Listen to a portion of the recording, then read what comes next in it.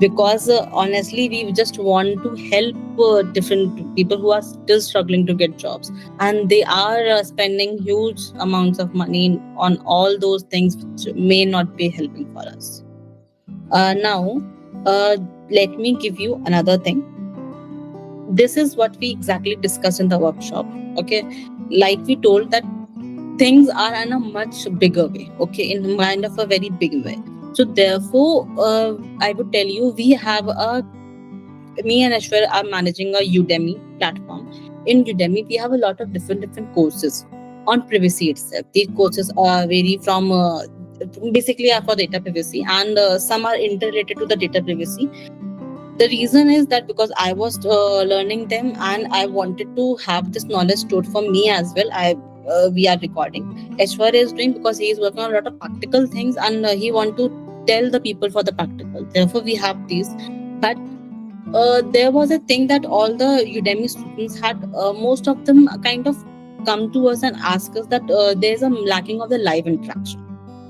Also, we have seen a lot of there are people that in the US and UK cultures, these live courses are performed by a lot of organizations, Think Cloudly and many other.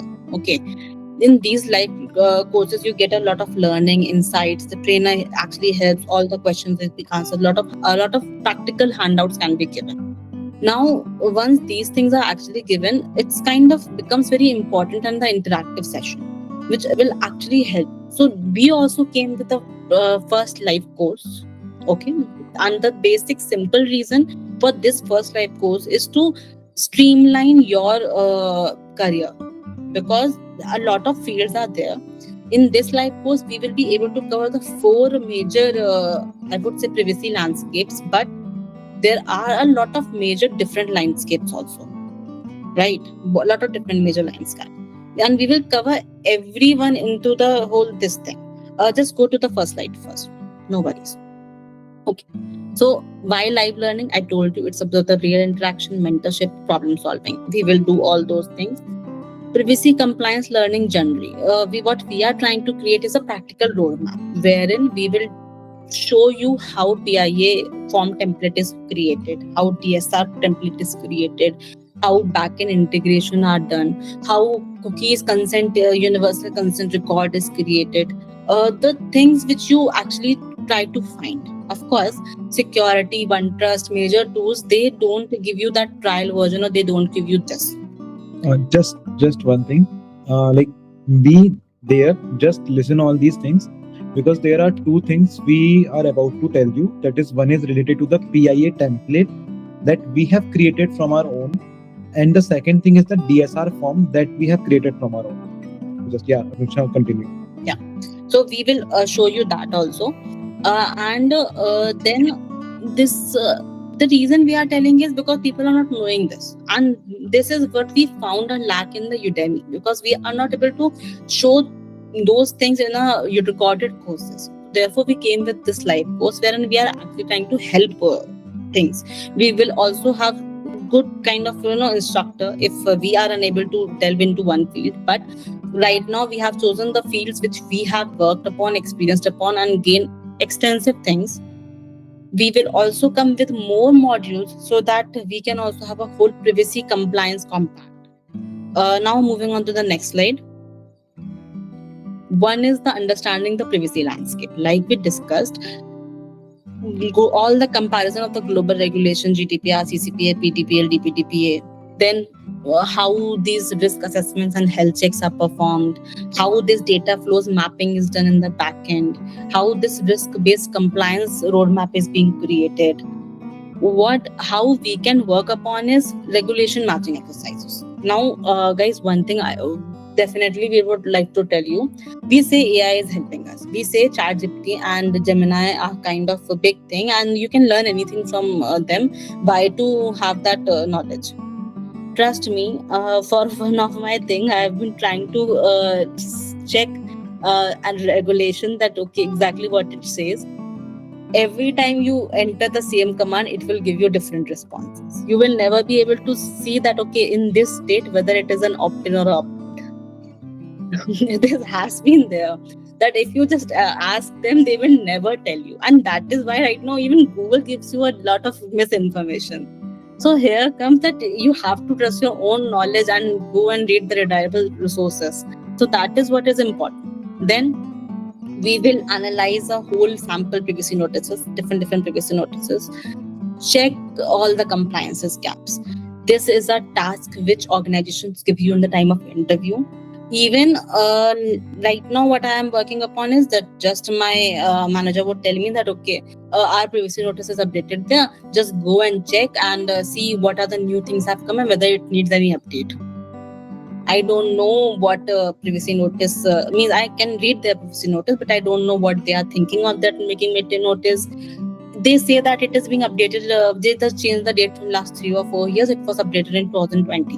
A lot of things have not been even changed as per law. Now you have to see organization is working with different things. They DORA may be applicable. You may be thinking what DORA is. SAC-SOX global law may be applicable. You may be thinking what that law is, right? Then if you are working in different sector, there was one another law. Or something. I just missed a lot of laws. Now your privacy notice has to be integrated with all of them, and you have to be very compliant.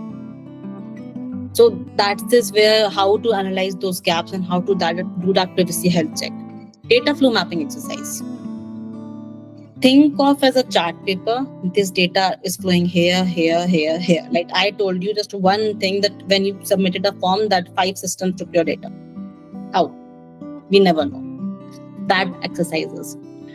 What we can give you is a privacy health check template, right?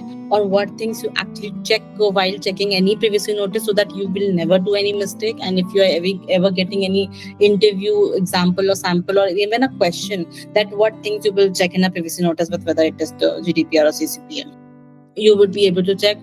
Data flow mapping toolkit. This is very important. Reason being, you are working on this data, things are coming here from different sources. Now from for us only one source of information was there, the form you filled in. But if we have been organizing it at a very large level, then maybe when in organic marketing, you from YouTube data would have been coming, from Instagram it would have been coming, from the SMS it would have been coming, from different influencers it would have been coming. Then so a lot of marketing. So that kind of thing, that how you will actually data flow it and map this whole compliance playbook starter guide. What exactly compliances are required, how you perform into the this whole thing.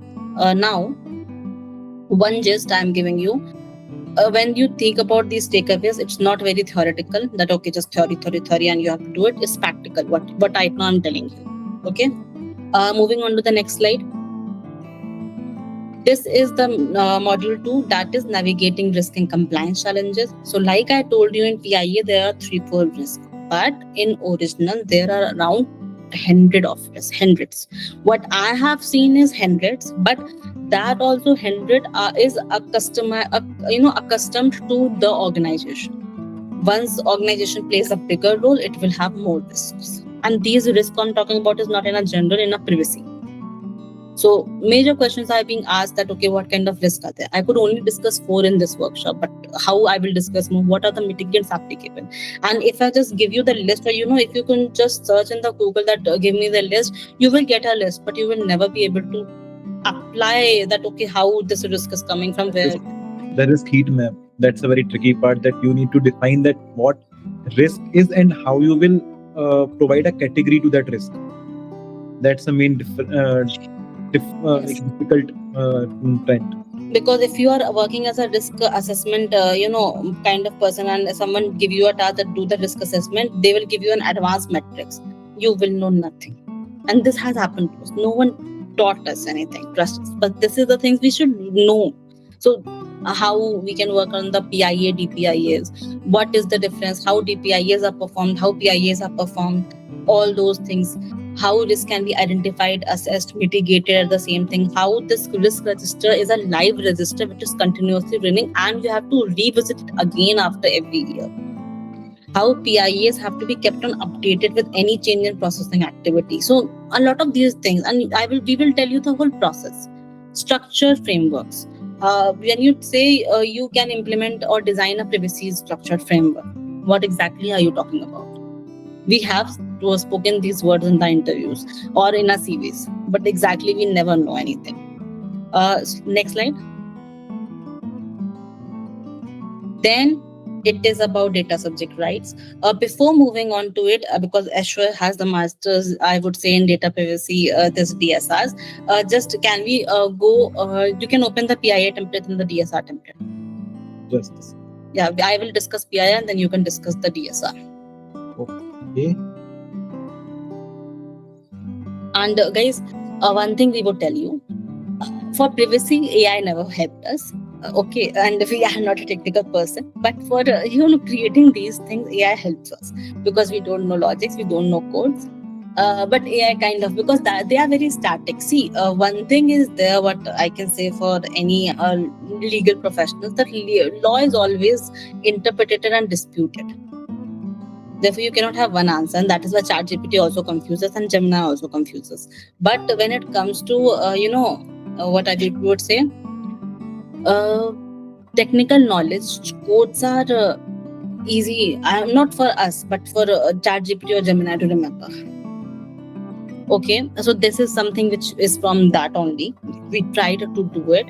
Our knowledge is there, but how we are able to make it now, since why this we created, because we cannot create a GDPR, sorry, we cannot show you security or one trust.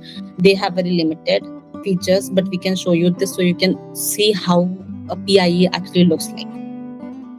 So, Aishwarya, would you like to take over? No, you can take it. I will take it, DSR. Okay. Vendor name. Any processing activity you are working upon, from where does it belong to? Now, why this question comes important? Because jurisdiction decides that which law will apply to him and whether we can transfer the data or whether we can collect the data, and a lot of different applications. Contracting entity. Now we may have a different business units, right? Our own organization may have. So which contracting entity is taking part? Whether, because if we have a global office, then India office will be different and US office will be different. Who is actually working upon it, right? Coming to it, which product, services, systems, or employee contractors require accesses. So like our applications, whatever we are using applies. Cloud repositories, databases like Google Drive, AWS, and all other things. Email accounts which are having access to network environment. Online file sharing platforms like Drive, we just shared a doc within Drive, right? Then C-Connect systems, whatever we are working upon, online access to your facilities, subscribe SaaS platform. These all things play a major important. How the vendor, employees, or contractors will contact you. Now, this is also a part of a question. You provide them devices, vendor provided devices, or vendor will provide, or virtually desktop infrastructure. You work on your own laptop in a Citrix server. If people you are working, you may be knowing about these things. So there's a reason why this is done. And VDI is very common after the COVID. Right. We went into the work from home system, and VDI is which that you are working in infrastructure. That AWS is also a VDI, where they provide their server and you are working on that. So that's how that you don't need to come to on site, and you can work on the client's environment. Now, vendor type is which one, what services they may be providing, because if legal, then of course think data, it had to be written for a longer time, a lot of different things. So different ones. It's a transaction one time, it's a different continuous activity, it's for the benefit, how it is. Then vendor description, what vendor does. Product, service, if they are giving a service, if they are giving any product, what it is, how it is, who will contact them with email, so that we can have that thing. From here, who is the owner, who is managing this deal? You have heard about the business owner term, so that's it basically. Yeah, who is managing that deal? Because maybe like in here we two are there, so Ashwarya may be managing something else, I may be managing, so we have to record that, right? Contracting inventory, which is the governing law. Okay, I should take it. Yes. Yeah. Should I take it? Yeah. Yeah, so this was for the business related information. This is from where your work starts, but you have to fill in everything.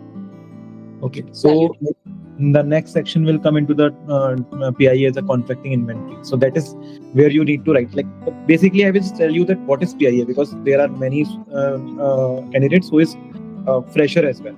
So what is PIA? That is privacy impact assessment. Is basically when you write the record of risk, or the privacy risk or privacy transactions include to a vendor.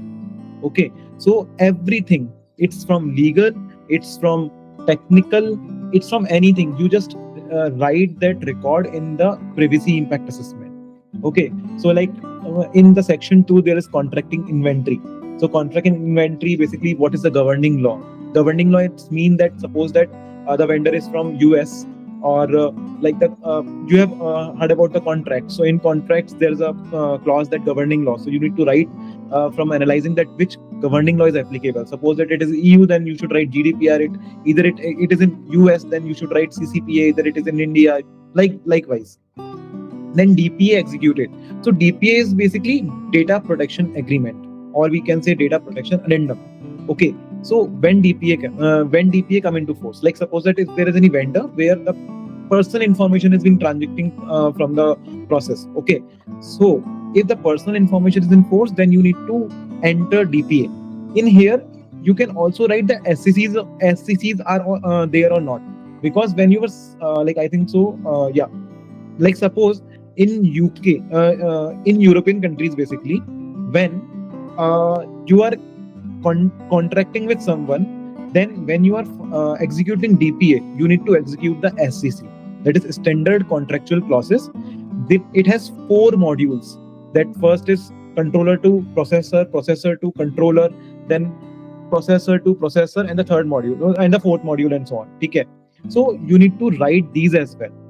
Then you need to attach the DPA. This is a complete comprehensive privacy impact assessment form that we have created from our own by analyzing various different organizations, and by like various tools as well. Like that's a deep study we did to compile all these things in here. Okay. Then the section 3 will be the preliminary assessment. Preliminary assessment, basically that, okay, what this vendor is about. Then you should write the record of processing activity. That is, we tell is that ROPA, but that ROPA is completely different, and that record of processing activity is completely different. Though the meaning of the of these is the same, but sometimes organizations collect ROPA in the data flow as well. That you can say that the data mapping part, and sometimes organizations also write record of processing activity in here as well. And I just tell you, I think I got a question here that what is the difference between PIA, DPIA, and ROPA. So PIA and DPIA, Akanksha has covered. Now the ROPA is basically, you can say it's a short form of the privacy impact assessment. And why I am saying this, let's say some company is coming to your organization to have an audit. Okay, now the you onboard almost thousands of vendor in a year.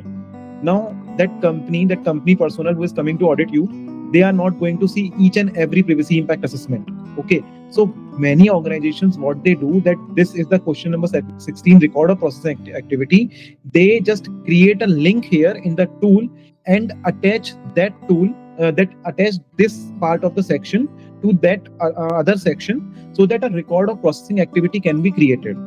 Okay, so in which you just write a summary of your PIA. So record of processing activity includes somewhere like who is the data subjects, what is the purpose of collecting the data. Okay, then who is the data subjects, the jurisdiction of the data subjects, and the processing jurisdiction of the data subjects, where the data is being processed. So these are the 4 to 5 things that matters in ROPA actually. Then we come into the question number 17, that is purpose of processing the personal information.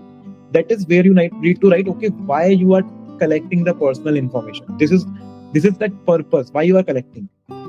Then data categories, just to understand that who are the data subjects, whose data is being collected, customer, employee, job applicants. Then what are the data elements that in the transaction it will be happen, like full name, email, phone number, job title, company, and all these things. Any sensitive category of the data. Okay, then you know that GDPR and all other laws provided the category in the sensitive and the non-sensitive personal information. So you need to write that as well. So this is the sensitive personal information category. Then the data categories for vendor. That is Data categories for C Connect. That you can just read this question. Data subjects whose data process transmitted or stored by this vendor of C Connect. Are we sharing our data? Like C Connect is sharing the data to the vendor. That is for them. Now, data category of vendor. Like, are we collecting any data from vendor? Are C Connect is C Connect is collecting any data from the vendor? So this is recorded here. That's the same like the previous one. Now, coming to the data flow, from what sources does the vendor obtain the data? If we are sending our data to the vendor, like either it is C Connect, like we are sharing the data, or they are collecting directly from the data subjects. The data subject is basically the customer of us, and they are collecting directly the data from the data subjects. Then a third party, or they are collecting some other third parties, the information of data subjects from other third party. How data is shared with the vendor by C Connect? Then now the whole data flow will be here, like by email, by any portal, or how, or what, which means. Then how data is received by C Connect from the vendor.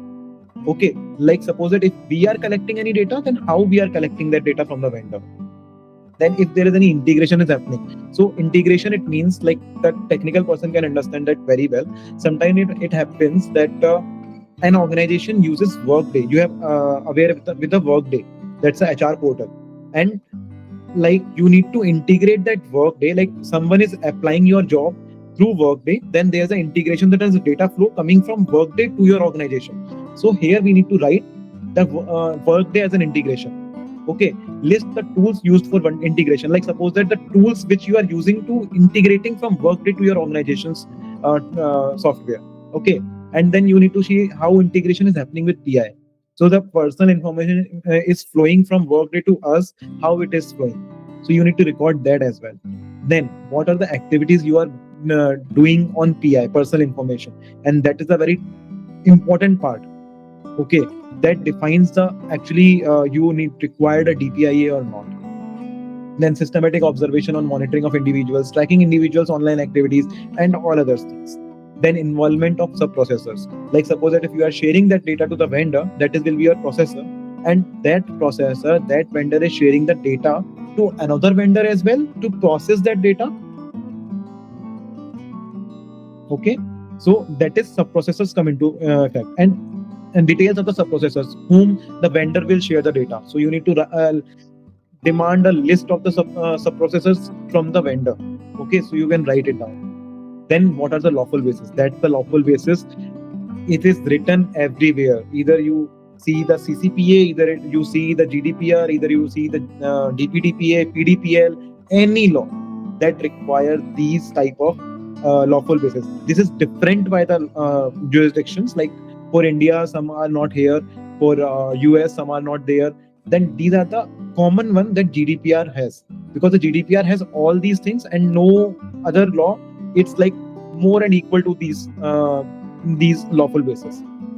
Then describe the selected lawful basis. So here the legitimate interest, that is a very common and very interesting lawful basis. So you need to understand this as well. Then if consent, like suppose that if you are taking collecting the data on the consent basis, then consent, you have obtained the consent or not, and then how you obtain the consent, all these things you need to write. Then notice and transparency.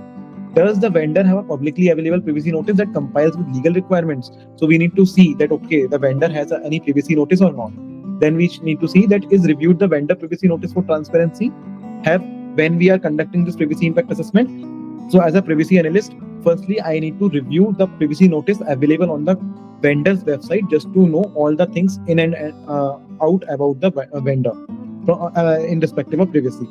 Then do you need to update your own privacy notice to reflect the processing activities of the vendor and your relationship with the team. So you need to write that as well.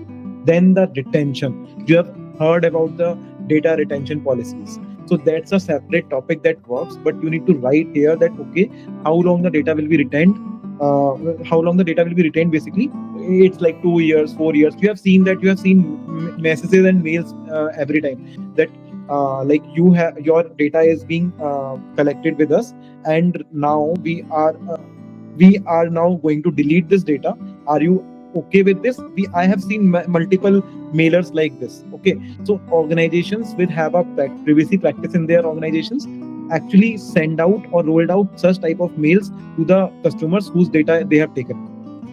Then the legal characterization, that's a main important part of a PIA, or I think say that's a main important part for whole the privacy. Who is the controller, who is the processor? And there is a lot of debate on this. Sometimes it happens that you might confuse that from the processing of the activities, that who is the controller, who is the processor. Like, let me give you an example of the controller and processor. uh, let's say if I am in a traveler like I'm an organization. Now what I am doing, that I am collecting the data of my employees, and I am providing them a cab service, that so that they can travel from their home to office and office to home. Now when I am providing the data categories, sorry, the data subjects information to the our travel agent, then the travel agent is a controller, is a processor. So that's a question, and that's you need to understand that. Just think about it. Okay, so these are the legal characterization we need to work upon. Then the terms, that is we say that technical and organizational measures, that is terms. Okay, so I uh, in many like first hour of my intro, I told you that encryption about this. So these all are the things in which we you provided the remediations, you provided the privacy enhanced technologies you are applying to secure the data, the personal information. You can see encryption at rest, data deletion, data minimization, restrictions, data aggregation, data hashing, retention, breach remediation, breach assistant, and assessments. Then, are the security measures appropriate for the type and sensitive of the being processed? This is the common question. You need to write yes or no. Then transfer risk assessment. When it is applied, this applies when you are sending your data from one country to the another country. Okay, or one jurisdiction to the another jurisdiction. So you need to write the jurisdiction of the data subject, processing jurisdiction, that we also captured in the ROPA as well. Okay, then international data transfer applicability. Sometimes it happens that the data jurisdiction of the data subject is India, processing jurisdiction is also India, then you need to write it no.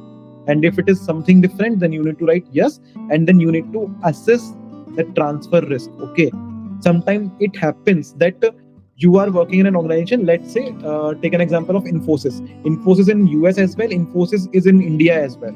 So when Infosys in US is sharing their data to the Infosys India, the parent company is the Infosys Limited. Okay, so from here you need to analyze that. Okay, you don't require any SCCs. I told you that you required an SCCs when there is any jurisdictional transfer of the data. So right now you have a BCRs, that is uh, like binding corporate rules.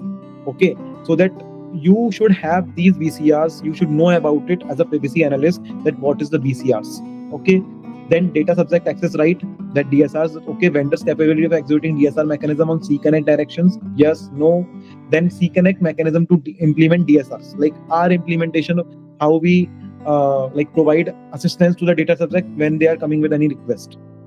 Then reviewer actions, who is the reviewer name, add imports, DPIA required. Now, from all the activities, you will assess that okay, DPIA is required or not.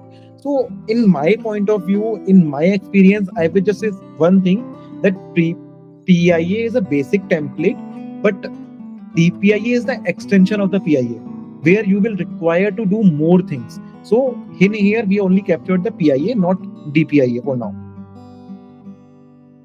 Okay, so this is the thing. So this is our privacy impact assessment that we have created on our. Now, guys, let us show the this. But let me tell you why that we showed this. In all the organizations, this PIA is not being used. They are very incomplete. They are very, kind of vague. Sometimes are different. We have worked in a lot of exposure from security, OneTrust, process unity, different tools. So we have clubbed the knowledge and kind of created this all the questions which we have implemented so that we can have one complete PIA report. Reason we showed you, the when it comes to the controller processor, it is very difficult to understand, and that is where you require the practical knowledge and kind of good expertise in analyzing who is in the dominant nature. There is a word that also comes when it comes to the lawful basis. It's very crucial to determine what is the lawful basis your organization is working upon in that particular process. Sometimes there are two lawful bases, one is with the vendor and one is with the director data subject. So determining that, this is of course not possible to explain everything in here, but we are trying our best that we should know all the concepts.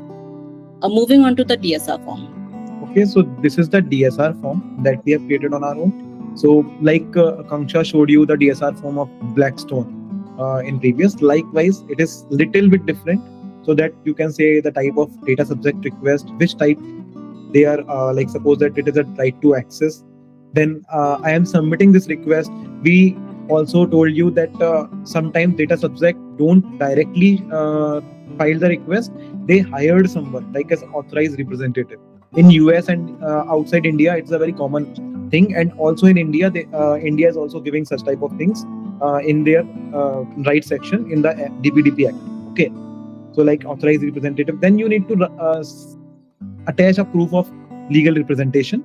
Then the common things who are the data subject name, last name, email address, then mobile number. All these things will be there. And if any attachments they want to share, then they can submit the request. So basically, this is the front end part of the data subject request form, which you need to create in your organization or which we need to implement. But the backend actually is a very hassle part. Okay, where you need to define the workflows, where you need to define the rules, where you need to define the logics. But to be honest, this form, the front end form is not also is a simpler in things. Like this has many conditional logics. This has many things that we have applied in here to be our best technical knowledge. Though I am a lawyer, Akanksha is a lawyer, but still from last 7 years when we are working here, we have got a lot of experience. So we applied our experience in here just to create such type of things. Just imagine guys that this is one form for a country, okay, but what if it has to be a universal form? And in US may I would say Colorado gives us some rights, India gives some other rights, then EU gives some other rights. Authorized representative is being only allowed in US and India, but not in EU. There is not a feature of that. Then what exactly information you may ask for? Now if so many conditions you have to apply in one form, how would you do that? So that is all which you have to have that exposure and expertise to. Coming through our last one, that is proactive privacy management. Now, as we worked upon the consent, how this consent cookie banner works upon, we will not be able to give you the background of it, but we can tell you from here that global consent models, how they work, how India will play a very important role in having the consent management, because India has asked to have a separate consent manager assignment, so that any organization whosoever is carrying those consents, a consent manager will work upon it. Now, this consent manager can be a tool, can be an organization, how your job roles will come into picture. Imagine. So we will be working upon that. Moving on to the next one. Now, once let me give you the final thing. Why only these 4 modules? Privacy is a lot, but why this? Because you only firstly need to know PIA, DPIAs, you only first need to know DSRs, you need to know the consents, you need to know the global laws. This is the initial phase where you have to work upon, right? Because 4 major chunks which are actually requiring. Rest, once you have gained this, then you can move on to the next step, right? Right now we have learned the next step also, we are move on to the third step. We are also learning the third step, but at least we can say we have been confident in the first two.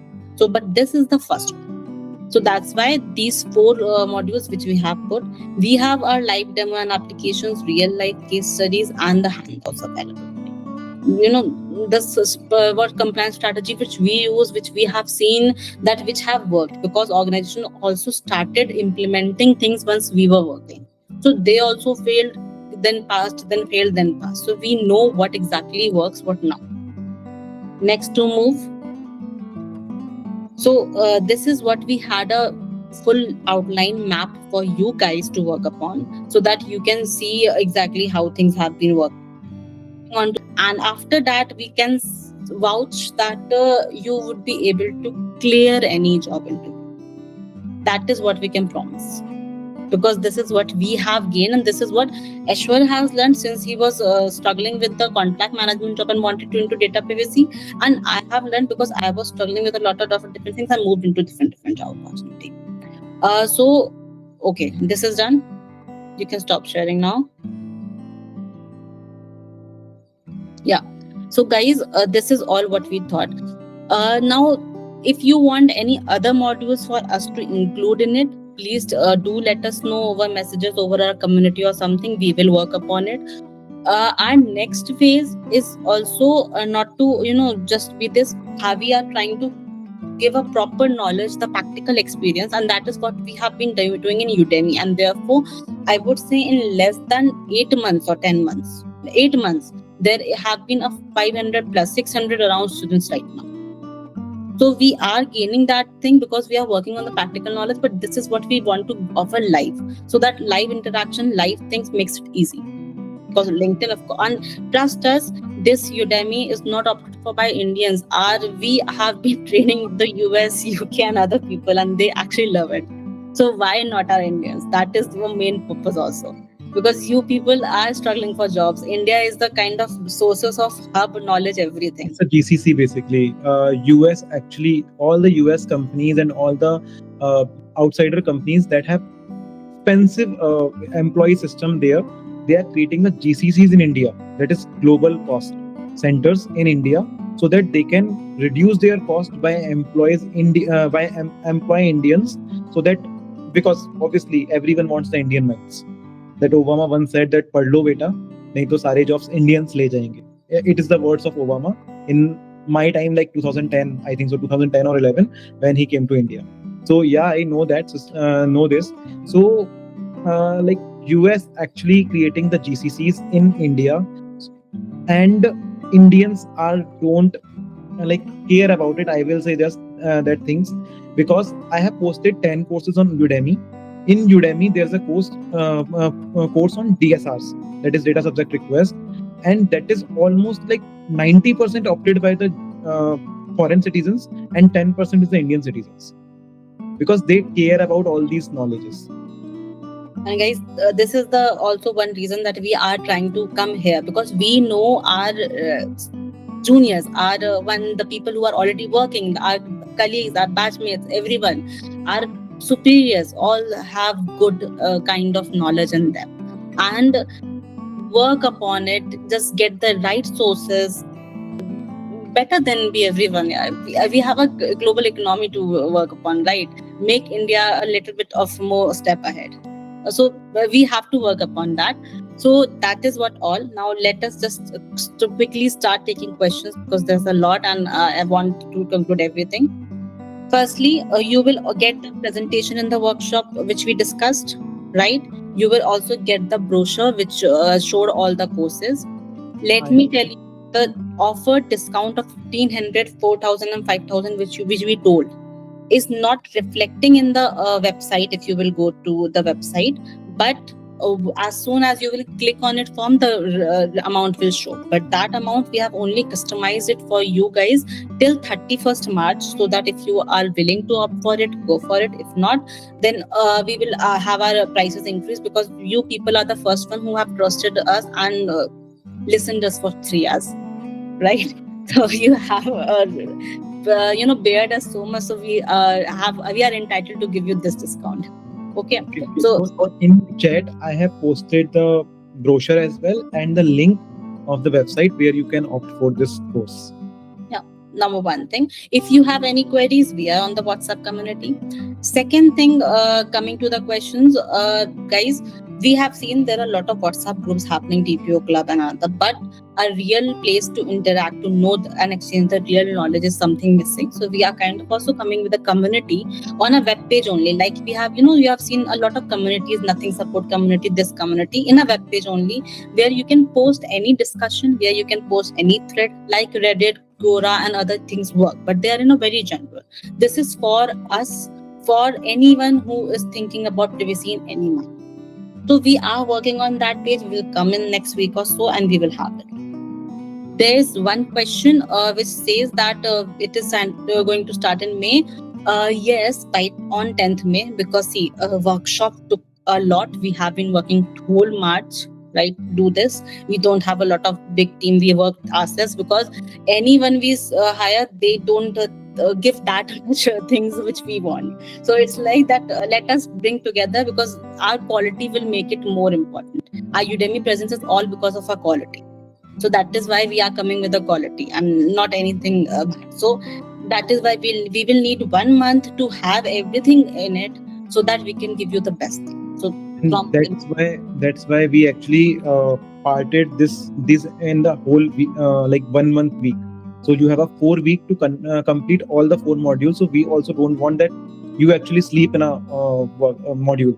Like someone is teaching and you are sleeping. Because of that, it is going on a burden and it is basically going overwhelmed. So we are actually converting this whole modules in 2 weekends, on Saturday and Sunday, 2 hours. So we will be covering the whole module in 1 weekend. That is on Saturday and Sunday with 2 plus 2 hours. So this course is going to be of 16 hours. Like I will not say that is a course, that's a training basically. Because course is like that you will get everything in theory, but in training that's you will be trained, not be uh, like uh, uh, like educated or something. Like you will be really trained basically. So that's why. timings of course would be something as per your own need, that how we will determine based on the coming of the students. We will ask a question that who is comfortable in what timing, because it's only 2 hours on the weekend. So we will also try to accommodate your best timings so you don't waste your weekends. This is our major target. Coming to the certificates, guys, honestly we did not thought that certificate, but if a lot of people want to have a certification of webinar, then we will work upon it and will deliver it to you. We may need 3-4 days to prepare themselves, because right now we are exhausted and today we cannot work anymore. Okay, so that is for the certification. Now coming on to the good some questions. Like suppose that if you miss the live session on any weekend, there will be recordings. So you can see the recordings, because obviously, to be honest, it is not going to be a one-on-one course. It is like live lectures basically. So like whenever there is a recording, you can see the recording, and if you feel any doubt from the recording, you can share us the doubts, and to be honest, we will actually work on this and we will compile your all doubts. Now good certifications for data privacy. See, I would say that someone also posted that my experience has been different. People have been asking for the certifications. Honestly, HR would ask for the certification, that whether you hold any, and the reason is that because they have this checklist, because they don't know what data privacy entails. So they just say that okay, you have this, and then they shortlist your CV basis that. But make your CV good, see some AI examples, see some reference examples, make your CV like that, it will get shortlisted. As has been, and trust us, if anyone even asks us whether you hold any certification, my frontal answer is no, because I have the practical experience I need, and I don't want to waste such huge amount of money in such expensive certification. I also say, though, I have learned to get courses from Udemy on GRC, because see, I have exposure of privacy, but to go gain more, I worked on GRC, right? Because it's like a huge package again. So I got that, and that I tell them that okay, I have these small courses. Now good certification on Udemy. You can ask for Udemy, you can think of different courses. You can also see like who is giving you practical knowledge, so you can ask opt for them. They are not expensive. How much does a 10 to 15 year professional on average make? Now, this is a very tricky question, and the answer would be, see, someone can make 1 to 2 crores, someone can make 40 to 50 lakhs, someone can be in the 10 to 20 lakhs, someone can be even 6 to 10 lakhs. Well, average. I don't believe that someone would be below 6 and the age of 10 to 15 years if he is working in IT. 10 above 15, I am expecting, but honestly, I don't have that much experience. And Yeah, I can answer that question. So basically, when we started, the pricings of CTCs were very good. Okay, but right now the market situations is going down. That's the first thing. The second thing, that there are a lot of privacy professionals. So when we started, there were not much. So the price was very much competitive. Right now, also the price are very much competitive. But these two circumstances, that the crowd is here. Okay. That second thing, that the market condition is actually getting, it's low, but not that much low. But it's like there's a variation of 5 to 6 lakhs only. Moving on to next, have you not given any certification like CIPPE? No, we have responded. H4 is pursuing. Reason is organization is funding very much, because I cannot, we cannot waste that much money. Then about the preparation required for such this exam, no such preparation. Basically, if you want to pursue it, I am not managing that. Okay, you should not pursue. You should definitely pursue. My colleagues, my friends, my juniors have pursued. What they have done is read the theory. You have a lot of different tools which you could give IAPP and CIPM books, just like that. Try to be a little bit of smart player. Just grab that books in their websites. It is very expensive, but maybe you will be able to get it. So read from that book and you will be able to clear. Then how would you guide someone from litigation? Yes. Now litigation wants a career transition to privacy professional. So litigation is completely different. I would say very organized, very good LPOs and everyone do offer this post. Just enter into any MNC, United Lex, Innodata, then Integrion. Just enter, have that entry into the point. In entry, you can say that okay, you have worked this into this into this. In a privacy career, also one of my friend was into litigation and directly entered into the privacy. She simply said that I am working on this privacy matters into this organization because they had a case against this on these things, and I'm very good with documentation and something. So you can refine your CV. Take the help of AIs, and you can refine. You can tell them exactly what you do. Then you can ask them that okay, I want to work in MNC in a privacy job of this. How can these skills help me in this? And then you will be able to do it. So that we can guide you, and also we can also help you in career guiding if you need it. Right now, I believe that time is very less. 9+ year professional with 2 to 3 year experience in policy formulation, gap assessment, privacy compliance. You will be very good. Just like if you have done the first level, go to the next level.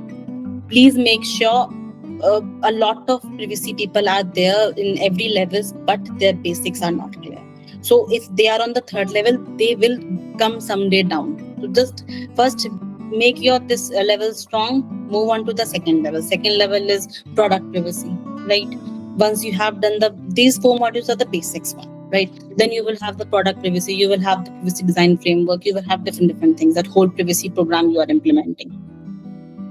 Okay, next one is now CIPP. The multi-jurisdictional certification for us, which one is better, E, US, and C. So to be honest, if you are opting for CIPP, I will just suggest don't go for any US or C. I know that's very good in condition, but if you are going for E, you will get a whole knowledge of the GDPR, that complete theoretical knowledge of the GDPR. And why I am saying that US and C is something different, but almost 99% of laws are based out of GDPR. So when you have a better understanding of GDPR, you will be able to cope up with all other laws as well. And US, like for CCPA and for other laws, like basically first of all, US doesn't work on the federal laws. US work on the state laws. Okay, so there are only 12 states in US which are signed, or like you can say that operationals in the privacy laws. So CCPA is the first one. There are many other states like Colorado, Connecticut, Utah, Virginia, then New Jersey, then Montana, Oregon, and many other. Like there are 12 or 13 states right now. So they have their privacy laws as well. Just read them from your normal resources on Google or any other things. But I would just say if you are opting for CIPP, then go for European law, not any other law. Now, any platform where one can get practical exposure on privacy projects. See, I got a practical exposures. I got through LinkedIn and Naukri.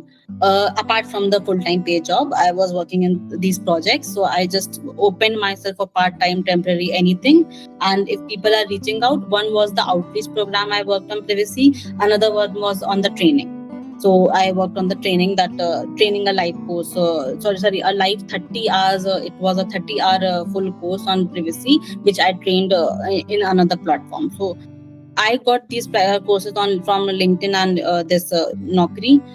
You may also get from your leads that Aishwarya got one of it to implement a privacy program into something. Upwork and these we have been trying, but not such luck. Platform which we also, that is why I also thought to tell you that we are trying to create a community where we can have different forums, so that if anyone is looking for a privacy project specifically, then they can post and all the people are able to link. So this is a community that we will try to create, like Reddit, Quora, and other communities you have. You can also have all the privacy technologies. Now, please guide on, do people get entry level jobs? Only experienced people get? No. I worked in 2018. I passed out. I was working on a pure litigation firm. Ashwar was working on a litigation. All the internships on litigation only. He got job in Innodata because he had a in the part-time training in Integron, so that CV worked. I also tried because he was now in Innodata. I got to know about this company, then different organization. I also got to Innodata. Then I worked with Infosys. He moved to SKP. Next time he moved to Accenture. I Wipro with after Infosys, and we have been trying to work upon that. So that has been our career journeys with different organizations. So I'm currently working as analyst and taking care of DSRs and cookies regulations. What should do next? Things that I should focus on, prepare myself for some more experience and move ahead in career. So just just do things, like just read about the things, just deep down in the things. If you want to explore your career in PIA, DPIA, just think about it. And I would just say one thing, that if you are working in an organization and your organization uses security or one trust, these two I'm not saying that these two are good, okay, but these two are right now best. Why I am saying this, there's no comparison. There are no other tool who is comparing reaching to them. And if they are reaching, organizations are not hiring these tools. They are going on security, one trust, or big ID like this. So if you have these tools and they have such type of modules in your organizations, like all modules, so just if you are working on DSR, just go on other modules as well. Just try to see their in work environment. Just try to see what you can do on that. If you have a sandbox environment on that, just try to play with that sandbox environment. I can see that if someone is asking, your manager is asking why you are doing so or something like this, you just can say that yes, I am getting these sandbox environment. I'm just looking forward for this. So that's how you can go on this and practice on yourself. One heads up, guys, if you don't have access to OneTrust or security or any other tool, a lot of tools are offering free demos. Yes. Act as a business, register a complaint that I am looking forward to my, this is an organization or something. Just think of any other word, a small company or something. Go for it, book a demo of 1 hour, see their tool, and you will know how a tool looks like. We have done this to see different tools, and that is why we know security and OneTrust are better. Okay, working in house and switching to consultant jobs. What advice do we prepare during interviews? So there is a little difference working in house and switching to consultant jobs. The consultant jobs, you just need to know how you face client, how you pitch your things to the client. Are you comfortable to working with client? Are you comfortable to getting responsive? Are you comfortable to just answering all the responses? It's just the simple things when you are going the consultant job. And just be ready. You have to be prepared at all the times, because clients always ask many things to you. Any other thing? Yes, OneTrust is mostly asked during interview, but nowadays other tools are also being utilized. So yes, but I would say that you have the tool experience, but do say that I know privacy, and in any tool you have to implement privacy. So it is not about the tool; it is about the knowledge which you have to implement. Tools is that you can have a training of 1 week and work upon it. Just play the OneTrust big thing card. Basically, you can say that okay, if I have worked on the OneTrust, that is a very complex tool, so I can work on any tool like this. So And if you I have used this trick many times. And if you haven't worked, then to use this card that all tools are same. It's just the knowledge. I have played this because I got good tools exposure at a very later stage, but I knew privacy at a very basic level from starting. Okay. And what is the role of AI? And should I jump to AIGP or give some more time to understand the same first? No, if you are comfortable and you are understanding the AI, and you are the tech and you are from the technical background, then AIGP is a good for you. You can jump it. Like, just I would just say that if you are getting something, if you are getting a chance, just don't delay it. Just jump to it. If you are getting time, if you are getting chance, just jump to it. Just grab the knowledge, because don't delay, because the crowd is increasing, and it will be increased. Okay, many students are converting, many freshers are converting their career to the data privacy and all the stuff of this GRC and all these things. So just go and grab the knowledge. Now, difference between PIA, DPIA, Already covered. and mostly. Now, privacy engineering requirements. See, I learned this much of privacy engineering requirements because I was sitting for an interview of Google. I cleared till third round. There were four, so I could not get to the fourth one. Now, because Google was looking in the initial phase when Google had this job roles for privacy engineer, so they applied. Right now, they are hiring very fast because might be they know that everyone's knowledge is same in the industry. But no, I don't know because I had not worked. I just studied all privacy engineering technologies. You can study if you have the technical background of the understanding, you can implement them, so you will definitely get a job. For privacy engineering, just go to Google documentation, Google privacy notices, Google documentation, Google AI technologies. You will have this much that in 1 month you wouldn't be able to complete it, and that will tell you about all the PETs you want to know about it, what I can think of. Then it's your EU websites, all the things I mentioned in ICO website, right? Then privacy domain, what are the courses or certifications? So that has been addressed, that work on Udemy, work on the people who are actually giving knowledge to you. Then in data privacy domain, only lawyers are applicable. No, that is not correct. You are working in cyber incident response and known data breach, so you are a better fit for any organization if you want to have a job in privacy. Because what challenge we are facing is that we have the legal expertise and background, but we are not having the incident response background. So we are trying to study that. Yeah. So we are trying to study that so that at least we can be a full package. But if you are, then your chances are better. Then OneTrust courses are not available for anyone. No, they are available. Just go on to the OneTrust website and you can apply. There are 5 or 6 courses. All are very technical. So you won't. I did not learn anything, I would say. I did the course, but yeah, it is like that. Have the course and just put it on your CV. It will help you to, like, for the ATS, basically the automatic tracking system for HR. If you have course in OneTrust and security.ai, it will help you to just cross your CV. Now, one last question is there, but will there be any one-on-one counseling or assignments or any career guidance also included in this course, or just pre-recorded lectures? So, no, it's a live recorded lecture. Firstly, we will be like we are interacting right now. It will be that much live. Okay, first thing. Second thing, of course, you will have you have all our contacts, you have everything, so you can all do the counseling or anything. We will have a Q&A also, and that is why I said it is 2 hours, but it may extend to 3 hours or so. Even if after completion of any thing there are a lot of questions, I think we will definitely schedule something, because our change target is not to just sell course and just close it down. Our thing is to bring quality and knowledge. So even the 4 weekends can go for fifth weekend for all your queries or something like that. So we are very open to that. It's not like that, and it's not that we are saying but we won't do it. We will definitely do it. And assignments and everything, like we said, hands-on exercises and everything will be there. Next is, I know we have taken time, but questions are coming for you guys. So, okay, 10th March onwards, they have revamped their policies, and so sorry guys, we may not be aware about that. That we will also look into it if there is something which you could get, and we will post it in our WhatsApp group. But you can also do security courses. They are available online, so you can work upon that. And OneTrust is also easy. There is no such thing which you can miss. So, any other questions? And so, just a request, guys, please post your experience on LinkedIn. Also, please tag C Connect in your LinkedIn. If you have grab something from this workshop.